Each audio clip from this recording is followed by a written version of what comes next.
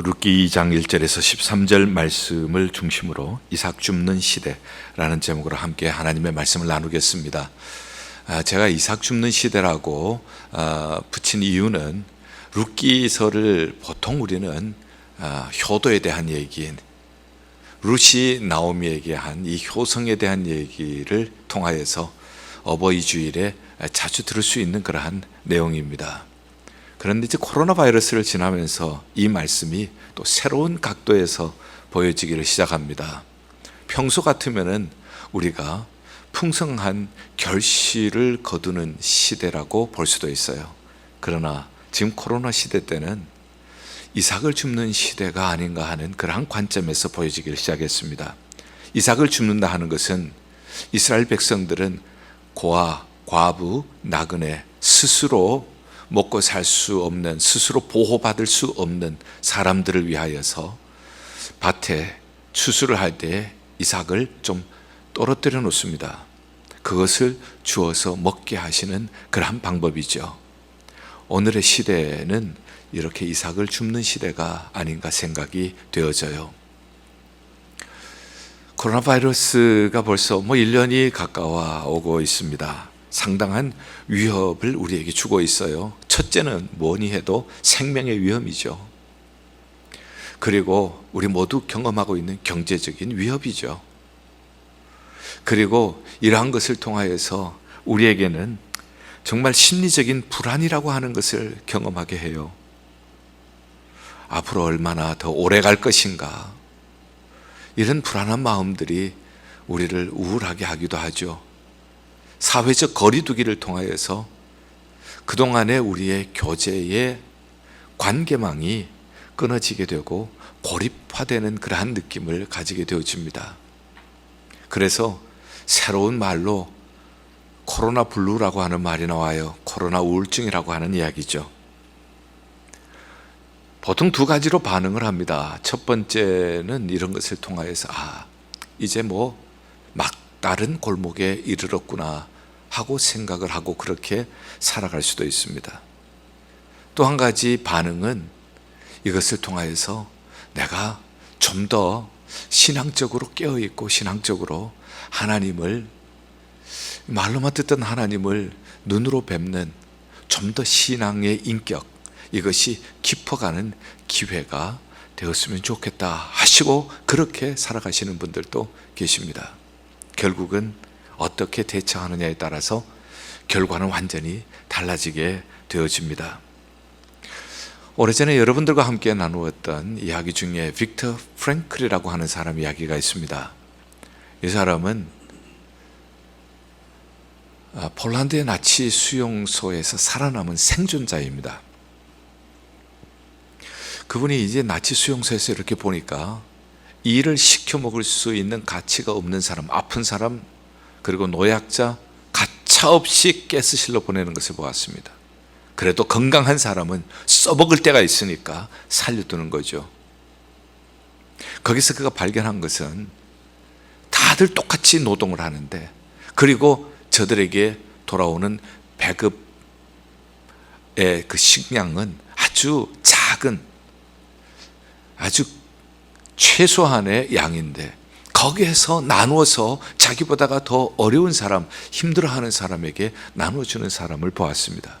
놀랍게도 작은 양을 가지고 떼어주면은 덜 먹기 때문에 이 사람에게는 분리해야 하는데 오히려 이 사람이 더욱더 건강하고 이런 사람들이 살아남더라는 거예요. 그래서 그가 생각하는 것이, 그렇구나, 아무리 환경이 어려워도 의미를 생각하는 사람이 건강한 사람이구나 하는 것을 깨닫게 된 것이죠. 유명한 얘기를 남겼습니다. 인간에게는 모든 것을 빼앗아갈 수 있어도 마지막 남는 자유, 그것은 태도를 결정하는 나의 자유의지는 빼앗아갈 수가 없다. 그렇습니다. 어떤 상황 속에서도 모든 것을 빼앗아갈 수 있어도 내게서 빼앗아갈 수가 없는 것은 하나님께서 내게 주신 자유의지예요. 내가 스스로 결정을 내릴 수 있는 자유의지예요. 코로나 바이러스를 지나면서 우리가 사회과학의 중요성을 많이 깨닫게 되었습니다. 이 사회과학이라고 하는 것은 전염병이라고 하는 고통이 올 때 어떻게 하면은 이 전염병의 영향을 줄일 수 있는가 연구하는 것이 사회과학 분야입니다. 그리고 이 원인이 도대체 무엇인가, 그 원인을 발견하고 그 원인을 제거하는 데 노력을 하는 것이 사회과학의 영역입니다. 어떻게 이 영향력을 줄여나갈까? 거기에 대한 해답은 마스크를 쓰라는 거예요. 지금 코로나 바이러스를 줄이는 것은 마스크 쓰라는 겁니다. 이게 필수적이라는 거예요. 그래서 우리는 예배 시간에도 마스크를 쓰고 예배를 드리고 있습니다. 그리고 이 전염병을 줄이는 길은 사회적 거리두기라는 거예요. 그래서 우리가 앉아도 대면 예배하시는 분들은 이렇게 거리를 두시고 앉아서 예배를 드리고 있습니다. 그리고 어떻게 이 근본적인 원인을 치료할 수 있을까 생각을 해서 고안해낸 것이 백신입니다. 그리고 지금 이 백신은 많은 사람들에게, 이센셜 워커들에게 지금 투여가 되었고요, 노약자들에게 투여가 되고 있습니다. 이렇게 사회과학은 고통이라고 하는 것, 사회의 고통이 있을 때 어떻게 이 고통을 리듀스 할 수 있는가, 줄일 수 있는가, 그리고 그 원인을 어떻게 우리가 제거할 수 있는가 하는데 관심을 둡니다. 그렇다면 성경은 이러한 고통에 대해 무엇을 우리에게 가르쳐 주시는가? 성경은 우리에게 이런 고통의 의미가 무엇인가를 가르쳐 주는 것이 성경이에요. 이 고통의 때에 나는 누구인가? 이 고통의 때에 나는 하나님을 믿고 사는 나는 누구여야 하는가? 이 고통의 때에 나는 무엇으로 살아야 하는가? 이것을 가르쳐 주는 것이 성경이에요. 이삭을 줍는 시대에 저는 룻을 생각을 해보았습니다. 룻은 누구인가? 룻은 누구여야 하는가? 룻은 무엇으로 살아야 했는가 하는 것을 함께 생각을 해보고 싶었습니다. 우리가 잘 아는 이 룻기 이야기, 연극으로도 많이 공연이 되었고요, 많이 들을 수 있는 이 말씀입니다. 베들레헴에 엘리멜렉이라고 하는 사람과 나오미라고 하는 사람이 살았어요. 두 아들이 있었습니다. 기럯과 말론이라고 하는 두 아들이 있었는데 흉년이 찾아왔습니다. 이 흉년을 이기기 위해서 요단강을 건너서 동쪽으로 모압이라고 하는 곳으로 이주를 합니다. 모압에는 양식이 있다고 하는 이야기를 듣고요, 여기에 가면은 그래도 우리 가족이 먹고 살 수 있을 것이라고 하는 희망을 가지고 이민을 간 것입니다. 그런데 생각했던 것과는 달리 거기에서 남편을 잃어버립니다. 나오미가 남편을 잃어버리고 두 아들은 모압 여인과 결혼을 했어요. 불행히도 두 아들마저 생명을 잃어버리게 되어집니다. 한 집안에 3명의 남자, 3명의 여자가 있었는데 3명의 남자가 모두 죽게 되었습니다. 남아있는 것은 3명의 여자뿐입니다. 그때에 베들레헴에 곡식이 있다고 하는 얘기를 듣게 되어집니다. 나오미가 아직 젊은 자부들에게 너희 백성에게로 돌아가라. 그리고 아직 나이도 젊은데 새롭게 가정을 시작을 해라. 이렇게 이야기를 합니다. 오르바라고 하는 며느리는 어머니에게 작별의 키스를 하고 그리고 자기 민족에게로 돌아갑니다. 근데 룻이라고 하는 자부는 아주 유명한 말을 남기죠. 어머니가 가시는 곳에 내가 가고 어머니가 머무는 곳에 내가 머물겠습니다. 어머니의 백성이 내 백성이 되고 어머니의 하나님이 내 하나님이 될 것입니다. 죽는 것 이외에 내가 어머니를 떠난다면 하나님께서는 내게 벌을 내리시기를 원합니다. 그 얘기를 하는 것이 너무 진지하고 진실하고 그리고 결의가 가득 찬 이 이야기를 하는 것을 보면서 그래, 그러면 어쩔 수 없지, 우리 같이 돌아가자. 이렇게 해서 베들레헴으로 돌아왔습니다. 아무도 보호해 줄 사람이 없는 두 과부가 돌아오게 된 거예요. 한 과부는 나이가 든 과부, 한 과부는 젊은 과부. 그러나 이 젊은 과부는 이방인이에요. 유대인들에게는 차별을 당하는 사람입니다. 그리고 그는 남편을 잃어버린 사람이에요. 사회적으로 보면은 그는 아무것도 가진 사람이 없는 사람이에요. 이런 사람들을 위하여서 곡식을 줍게 해놓은 이 제도를 가지고 이 며느리는 나오미에게 얘기를 합니다. 어머니, 그래도 이제 우리가 이렇게 돌아왔으니까 먹고는 살아야 되지 않겠습니까? 제가 밭에 가서 이삭을 주워 오겠습니다. 어머니 마음이 좀 짠하지 않겠어요? 이게 낯선 나라에 와서 이 낯선 풍토에 차별을 당해야 되는데 어디 가서 이 이삭을 주워올까? 그러나 먹고 살아야 하니까 그래, 다녀와라. 그래서 간 곳이 참 놀랍게도 나오미의 남편 엘리멜렉과 친족 관계에 있는 보아스가 소유한 밭이에요. 거기에서 열심히 이삭을 줍습니다. 보아스가 자기 밭이 어떻게 되어가는가 하고 와서 살펴보는데 아주 열심히 일하는 한 소녀가 보이는 겁니다. 사환에게 묻죠. 저 소녀가 누구냐? 예, 모압에서 나오미하고 함께 이곳을 찾아온 모압 소녀입니다. 제가 보니까 점심에 잠깐 집에 가서 점심 먹고 오는 것 이외에는 아침부터 지금까지 저렇게 열심히 일하고 있네요. 그 이야기를 듣고 나오미는 보아스는 룻을 부릅니다. 그러면서 아주 기가 막힌 얘기를 해요. 8절에 보면 보아스가 룻에게 이르되 내 딸아. 아니, 자기가 언제 낳았다고 내 딸이래. 내 딸아 하고 불러요. 내 딸아라고 부르는 것은요, 자기의 친딸에게 부르는 이름입니다. 내 딸아. 그러나 히브리 민족은요, 또 나이가 많은 사람이 나이가 어린 사람을 부를 때도 내 딸아, 지위가 높은 사람이 어린 사람을 부를 때도 내 딸아 하고 부를 수가 있어요. 그러나 공통점이 뭔가 하면은 아버지가 친딸을 부르는 것처럼 거기에는 사랑이 있고 거기에는 친절이 있고 거기에는 배려가 있는 그러한 이름이에요. 누굽니까? 지금 이방 여인이에요. 차별을 당할 수밖에 없고 남편을 잃어버린 사람이에요. 어머니를 봉양해야 하는 사람입니다. 사회적으로 보면 스펙이라고 하는 것은 제로예요. 이런 사람, 아주 미미한 사람, 이러한 사람을 향하여서 내 딸아 하고 이렇게 불러줍니다.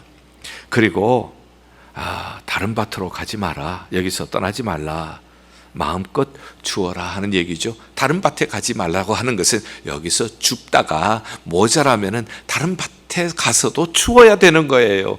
그런데 여기서 충분히 네가 먹고 너의 시어머니를 봉양할 수 있는 양을 주실 수 있도록 할 테니까 다른 밭에 가지 마라 하고 얘기를 합니다.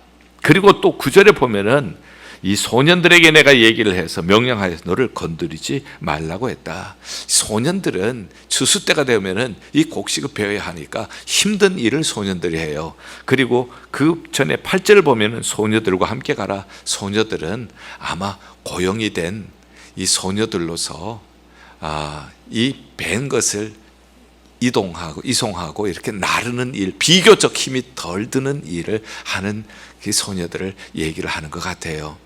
그런데 이 소년들은 그렇게 이삭을 줍고 나르는 그 소녀들을 좀 괴롭히는 일들을 했나 봐요. 짓궂은 이 청년들이 하는 일이 있잖아요. 옛날에 여러분들도 혹시 해보신 경험이 있는지 모르겠지만, 그래서 이 소년들에게 명령을 해놓는 거예요. 건드리지 마, 괴롭히지 마. 이 딱 보호를 해주는 거예요. 아무것도 보호가 없는 사람에게 딱 보호를 해주는 거예요. 그리고 소년들이 길러온 물을, 목이 마르거든 그릇에 가서 소년들이 길러온 물을 마셔라. 어디에서 길러오겠어요? 밭에 무슨 물이 있겠어요? 마을에서 길러왔겠죠. 그러나 이삭을 줍다 보면은 목이 말라요. 목이 마를 때 그 물을 마음껏 먹으라고 얘기를 하죠. 세상에 어떻게 이럴 수가 있어요? 내 딸아 하고 친딸처럼 불러주지를 않나. 마음껏 주서라. 딴 데 갈 것 없다. 여기에서 충분히 주서라. 그리고 이 소년들이 너를 괴롭히지 못하도록 내가 벌써 경고를 해놓았다. 목이 마르면은 소년들이 마을에서 떠온 그 물을 마시고 목을 축여라. 세상에 이렇게 미미한 사람에게 이 웬 황송한 이야기예요. 어쩌면은 당황할 수밖에 없죠. 그래서 10절에 보니까 룻이 엎드려 얼굴을 땅에 대고 절하며 나는 이방 여인인데 당신이 어찌하여 내게 은혜를 베푸시며 나를 돌봅니까? 너무나도 당황했죠. 너무나도 예상치 못한 이 호의에 당황하면서 땅에 엎드리면서 그렇게 얘기를 했습니다. 왜 그렇게 했는지 그것을 그 다음에 11절에 보아스가 얘기를 합니다. 내가 소문을 들었다. 너에 대한 소문을 들었다. 내 남편이 죽은 후로 내 시어머니에게 행한 모든 것을 내가 들었다. 그리고 내가 너의 모국을 떠나서 고국을 떠나서 전에 알지 못하는 백성에게로 온 일이 내게 분명히 알려졌다. 이것은 제가 처음 말씀드린 대로 어머니의 백성이 내 백성 되고 어머니 하나님이 내 하나님이 되겠습니다 하는 것이에요. 두 가지 소문을 들은 거예요. 하나는 신앙에 대한 소문을 들은 거예요. 신앙 참 좋다. 소문을 들어보니 모함 여인이지만 참 신앙이 좋다. 두 번째는 이렇게 참 어려운 상황에 있지만은 시어머니를 복양하는 거 보니 이웃에 대한 그 친절, 이웃에 베푸는 그 자비, 이 배려, 참 어려운 사람이 참 저렇게 사는 거 보니까 참 사람, 참 된 사람이야. 이런 이야기를 듣게 된 거예요. 그래서 자기가 12절을 여호와께서 네게 행한 일에 보답하기를 원하며 이스라엘의 하나님 여호와께서 그의 날개 아래 보호받으러 온 너에게 상 주시기를 원하노라. 그래서 그가 내 딸아 하고 얘기를 했고 마음껏 이 밭에서 충분히 먹을 것 주어라. 그리고 소년들 너를 해꾸지 못하도록 내가 막아주었다. 목마르거든 마음껏 마셔라. 그 정도가 아니에요. 우리가 읽지는 않았지만 14절에 보면 식사할 때 보아스가 룻에게 이르되 이리로 와서 떡을 먹어라. 식사할 때도 그 많은 소녀들 가운데서 이리 와서 먹으라. 특별한 배려를 해주는 거예요. 그리고 15절 16절 단 사이로 다니면서 주술 때 절대 책망하지 마라. 싫은 소리 하지 마라. 그리고 곡식 다발을 조금씩 뽑아버려서 마음껏 죽게 하라. 곡식 다발을 가지고 가는데 그냥 떨어진 것을 줍는 것이 아니라 고의적으로 좀 흘리면서 가라는 거예요. 룻이 오면은 좀 흘려. 사랑하는 여러분들, 하나님께서는요 우리에게 자비를 베푸실 때에 사람을 통하여서 베푸신다는 것을 여기에서 우리가 배울 수가 있습니다. 자, 오늘 이 이야기에서 제가 두 가지만 좀 이삭 줍는 인생이 나는 누구인가? 나는 누구여야 하는가? 나는 무엇을 가지고 살아야 하는가? 거기에 대한 해답을 찾아보려고 했습니다. 첫 번째는요, 이 룻이라고 하는 여인을 생각해 보면은, 이 사회적인 일반적인 이 눈으로 보면은 참 너는 참 모진 인생이다. 남편 일찍 잃었지 젊을 때에. 그리고 또 이방인인데 그 살던 나라 편안한 그곳을 떠나서 이렇게 차별하는 곳에 와서 살고 시어머니를 또 복양하고 너는 참 모진 인생이다. 이런 얘기를 할 수가 있겠죠. 여러분들 모진 인생이라고 할 때 꼭 함께 붙어 다니는 표현이 있습니다. 그것은 한 많은 인생이라는 거예요. 한이라고 하는 것은 가슴 속에 품고 있는 거예요. 가슴 속에 응어리진 것을 품고 살아가는 거예요. 모진 인생을 살아가는 사람, 한 많은 인생을 살아가는 사람, 마음속에 응어리진 한을 품고 가는 사람은요 어떻게 하든지 어떤 유혹을 받게 되는가 하면은 빨리 이 모진 인생을 벗어버리고 싶어요. 이 모진 인생의 삶의 자리를 떠나고 도망치고 싶은 마음을 갖게 되는 것이죠. 그러나 그는 그 한 많은 인생의 자리, 그 모진 인생의 그 털을 그는 피하지 않았습니다. 거기에서 도망가지 않았습니다. 거기에서 버텼습니다. 하루하루 버틴 것이죠. 우리가 미래를 생각한다면 버티기가 어려워요. 내가 이렇게 어려운 역경 속에 사는데 10년 뒤에 어떻게 될까? 그러면 10년의 무게가 나를 짓누를 거예요. 내가 지금 이렇게 어렵게 살고 있는데 20년 뒤는 어떻게 될까 생각한다면 20년의 삶의 무게가 나를 한몫 눌려버릴 것입니다. 고난의 때는요, 하루하루 살아야 합니다. 이 어려운 시기에 우리가 붙잡고 우리가 지켜야 할 것은 신앙입니다. 그리고 우리가 붙잡아야 할 것은 인자함입니다. 보통 우리가 어려울 때는 나 한 사람 돌보기도 어려워요. 그래서 어려운 고난의 시간을 경험하면 우리는 누구든지 내 안에서 좁아집니다. 마음도 좁아지고 생각도 좁아지고요. 신경은 잔뜩 예민해지고요. 그리고 미래에 대한 걱정은 늘어나게 되어지죠. 쫓기는 삶을 제가 지난주에 말씀드렸죠. 여기에서는 도덕성이 깨어지기도 쉽고 영성이 깨어지기 쉽고 여기에서 관계가 깨어지기 쉬운 거예요. 그러나 역설적으로 오히려 주라, 그래하면 너희에게 주리니 누르고 흔들어 넘치도록 너희에게 안겨 주리라. 누가복음 6장 38절. 시어머니를 복량했습니다. 근데 이게 웬일이에요? 그런데 누르고 흔들어 넘치도록 하나님께서 그에게 안겨주신 거예요. 하나님께서 안겨주실 때는 어떻게 안겨주시는지 아세요? 하나님은 사람을 통하여 안겨주셔요. 인애를 베푼 사람, 자비를 베푼 사람, 그 사람에게 보아스라고 하는 사람을 통하여서 안겨주시는 거예요.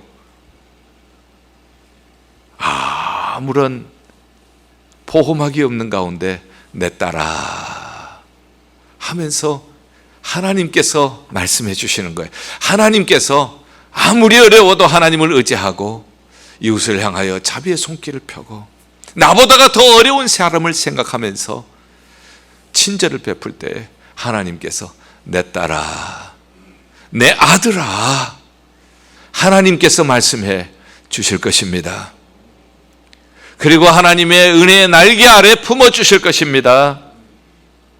하나님께서 다른데 밭에 가지 않아도 하나님이 먹여주실 것입니다. 하나님이 마시게 해주실 것입니다. 하나님께서 나쁜 손길 해치지 못하도록 막아주실 것입니다. 그리고 하나님께서 얼마나 거두게 하셨는지 나중에 17절 보면은 한 에바쯤 되니라. 저녁까지 주순 것을 보니까 한 에바가 되는데, 이 에바는 곡식을 측량하는 그 도량형이죠. 어느 정도 되는가 하면은, 여러분들 과거에 시장에 가면은 이 곡식을 팔 때에 큰 말이 있고요, 그 다음에 자그마한 2리터짜리 대박이 있습니다. 그 대박하고 말하고 사이 크죠. 말은 큰 거니까. 그런데 한 에바는 한 말하고 두 대박 정도 되는 거예요. 여러분들 그 정도면은요, 하루에 주워서 그 정도 하면은 이거는 보통 수확이 아닌 거예요. 한 말하고 두 대박이 있으면은 이거는요, 일주일도 먹어요. 그렇게 많이 거두게 해주신 거예요. 우리가 인자함을 베풀면은 하나님이 우리에게 인자함을 베풀어 주실 것이에요. 하나님은 인자함을 베푸실 때요, 하나님께서는 사람을 통하여서 인자함을 베풀어 주셔요.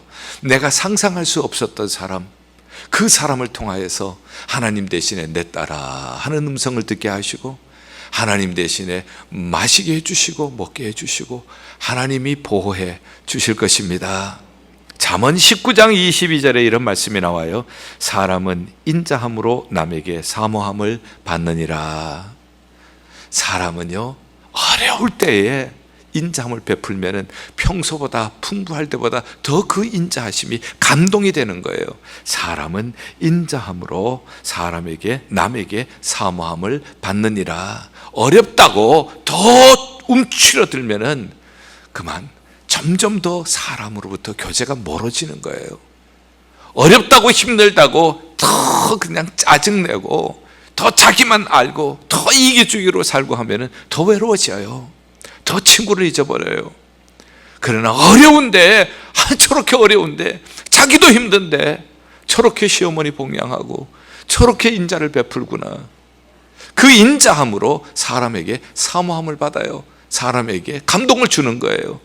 보아스가 왜 이 모압 여인을 이렇게 내 딸아 하고 부르면서 이렇게 큰 배려를 해줬는가? 그것은 베푼 인자함이 사람의 마음에 사모함을 주었기 때문입니다. 그래서 나중에 두 사람이 결혼하게 되어지고 아들을 낳았는데 오벳을 낳았고, 오벳이 또 결혼을 해서 아들을 낳았는데 이새를 낳고, 이새가 또 결혼을 해서 아들을 낳았는데 누구를 낳았더라? 다윗을 낳는 거예요. 다윗의 증조모가 되는 거예요.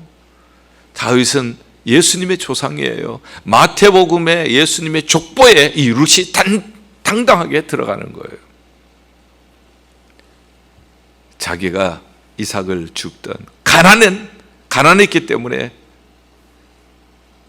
나그네이기 때문에, 과부이기 때문에 남의 집에서 이삭을 줍던 사람이 그 밭 주인하고 결혼하더니 그 밭 주인이 된 거예요. 하나님의 일하시는 방법은 너무나도 놀랍습니다. 이삭을 줍는 시대에 두 가지 말씀을 드렸어요. 여러분들 모진 인생이라고 생각하지 마시고요, 도망가시려고 하지 마시고 버티셔야 해요. 그 한 많은 자리가 애굽의 총리가 되는 자리가 되어지고 이삭을 줍던 자리가 주인이 되는 자리가 될 줄 믿습니다. 어떻게 버틸 거예요? 신앙으로 버티세요. 어려울수록 하나님을 붙잡으세요. 믿음으로 버티세요. 그리고 남에게 인자를 베푸세요. 남에게 인자를 베풀 때 하나님께서는 인자를 베푸는 사람에게, 사람을 통하여서 여러분들에게 인자를 베풀어 주시고 긍휼을 베풀어 주실 줄 믿습니다. 이삭을 줍는 시대, 나는 누구입니까? 이삭을 줍는 시대, 나는 누구여야 합니까? 이삭을 줍는 시대, 나는 무엇으로 살아야 합니까? 사랑하는 성도 여러분, 믿음으로 사시기 바랍니다. 인자함으로 사시기 바랍니다. 고통의 자리가 나중에 하나님의 숨겨진 은혜의 자리가 될 줄 믿습니다.